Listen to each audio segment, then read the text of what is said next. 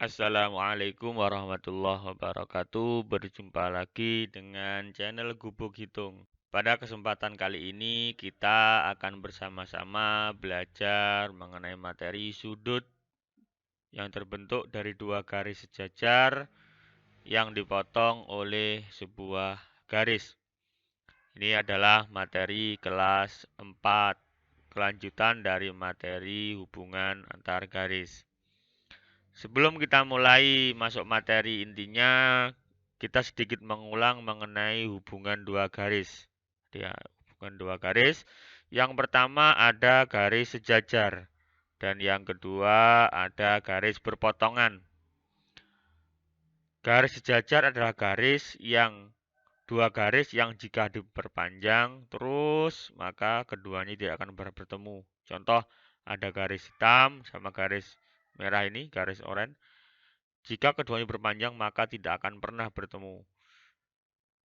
Berbeda dengan berpotongan. Jika berpotongan, dua garis dikatakan berpotongan jika kedua garis diperpanjang seperti ini, maka akan bertemu di salah satu titiknya.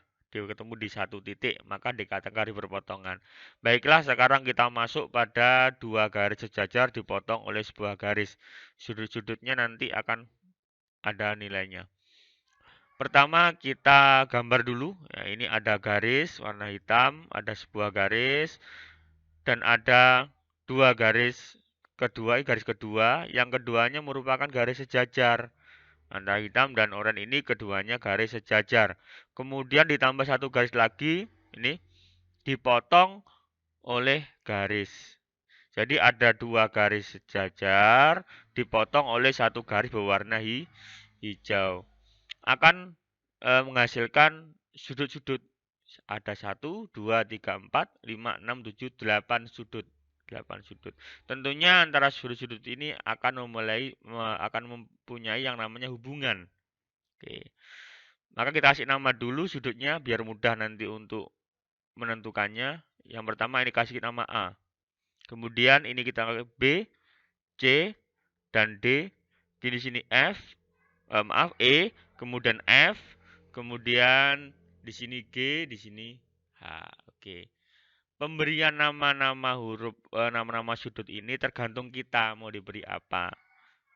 Yang penting mudah untuk dipahami.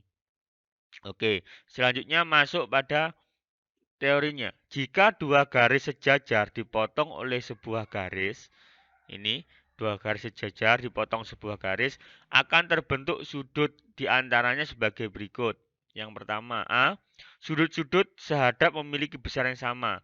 Jadi sudut-sudut yang hadapnya sama, menghadap ke arah yang sama, memiliki besar yang sama. Misalkan ini sudut A sama dengan sudut E. Kita lihat sudut A. Sudut A menghadap ke arah sana. Kemudian sudut E menghadap ke arah yang sama. Oke. Maka antara sudut A dengan sudut E ini mempunyai besar sudut yang sama. Oke, hadapnya sana ya. Apakah hanya A dan E? Tidak, masih ada yang lain. Seperti sudut B dengan sudut F. Lihat, sudut B menghadap ke atas. Sudut F juga menghadap ke atas. Sudutnya ya, ini menghadap ke atas. Maka sama nilainya. Selanjutnya ada lagi sudut C dengan sudut G. Dan yang terakhir ada sudut D dan sudut H. Kita ambilkan contoh soalnya untuk semakin mempermudah pemahaman. Perhatikan gambar di atas. Oke, gambar ini ya. Jika sudut A bernilai 80 derajat, maka berapakah nilai sudut E? Oke, sudut A ini dia bernilai 80 derajat. Yang ditanyakan, sudut E-nya berapa? Apakah sama dengan nilainya? Kita bahas pembahasan soal. Antara sudut A dengan sudut E, ini berlaku sifat ini. Berlaku sifat sudut-sudut yang sehadap. Sehingga kedua sudut mempunyai besar yang sama. Nah, ini sudut A dan sudut E mempunyai besar yang sama. Maka jika sudut A bernilai 80 derajat, ini 80 derajat, maka nilai sudut E juga 80 derajat. Karena keduanya menghadap atau sehadap, jadi nilainya sama. Kita lanjutkan lagi pada bentuk sudut yang kedua, yaitu yang B, sudut-sudut bertolak belakang besarnya sama, besar yang sama, artinya mempunyai besar yang sama.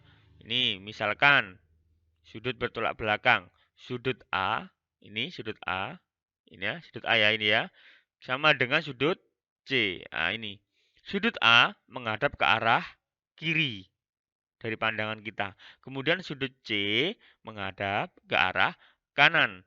Jadi keduanya bertolak belakang, satunya menghadap kiri, satunya menghadap ke kanan. Maka keduanya antara A dan C, kedua sudut ini dikatakan bertolak belakang. Karena bertolak belakang, maka besar yang sama. Besar yang sama. Jadi mempunyai nilai sudut yang sama. Apakah hanya A dan C? Tidak.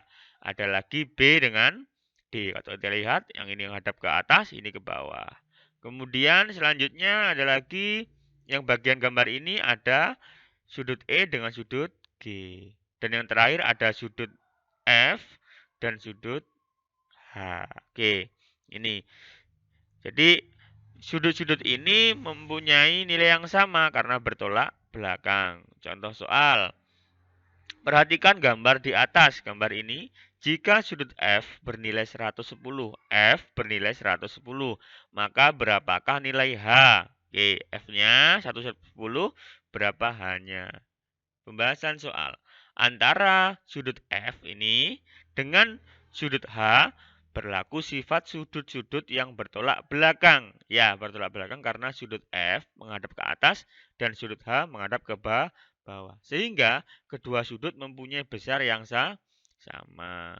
Maka jika sudut F sama dengan 110 derajat, maka nilai sudut H sama dengan 110 derajat juga. Oke, ini mengenai sudut-sudut yang bertolak belakang. Selanjutnya yang C. Sudut-sudut dalam berseberangan memiliki besar yang sama. Oke, kita bahas dulu mengenai dalam, sudut-sudut dalam.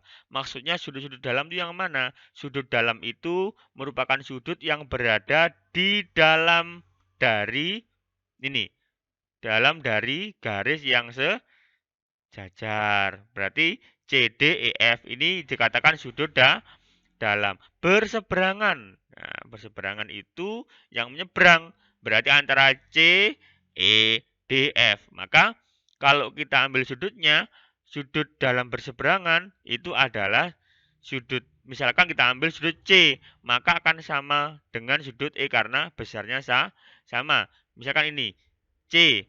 Nah, sudut C ini berada di dalam. Dan dia berseberangan dengan E yang juga di dalam. Oke, paham ya? Kemudian ini merupakan nilainya sama. Apakah hanya ini? Tidak. Hanya satu lagi ada sudut D sama dengan sudut F. Jadi sudut D ini dalam berseberangan dengan sudut F. Oke, contoh soalnya. Perhatikan gambar di atas. Jika sudut F bernilai 100 derajat, maka berapakah nilai sudut D? Ini pertanyaannya. Pembahasan soalnya, antara sudut F dengan sudut D berlaku sifat sudut-sudut dalam berseberangan.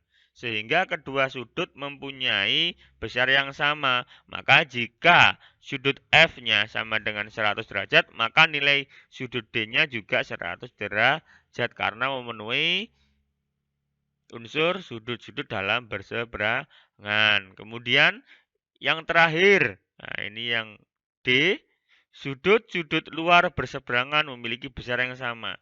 Sama dengan yang dalam. Kalau dalam tadi yang ini, sekarang yang luar. Luar itu apa? Yang berada di luar garis yang sejajar. Berarti ada A, ada B, ada H, ada G. Maka kita lihat siapa saja berarti. Yang pertama sudut B sama dengan sudut H. Sudut B sama dengan sudut H. B, nah, dia berada di luar. Ya. Dan dia berseberangan dengan yang sama di luar yaitu H. Maka antara sudut B dengan sudut H ini mempunyai nilai sudut besarnya yang sama. Selanjutnya, yang kedua ada sudut A dengan sudut G. Nah, kedua pasangan ini merupakan pasangan yang sudut B dan H ini sama. Sudut A dan G ini nilainya sama. Kita ambilkan contoh soal. Oke, perhatikan gambar di atas. Jika sudut A bernilai 100, misal A ini 100, misalkan ini misal saja, maka berapakah nilai sudut G? Nah, kita jawab, kita bahas soalnya. Antara sudut A dengan sudut G berlaku sifat sudut-sudut luar berseberangan. Sehingga kedua sudut mempunyai besar yang sama. Ini sama A dan G. Maka jika sudut A-nya 100 derajat, maka nilai sudut G-nya pasti juga 100.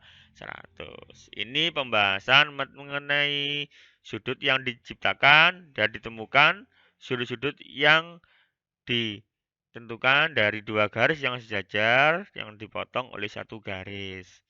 Ya, semoga apa yang kita bahas pada kesempatan kali ini bisa bermanfaat dan semoga dapat dipahami. Dari kami, channel Gubuk Hitung mengucapkan terima kasih. Semoga video ini bermanfaat. Saya akhiri. Assalamualaikum warahmatullahi wabarakatuh.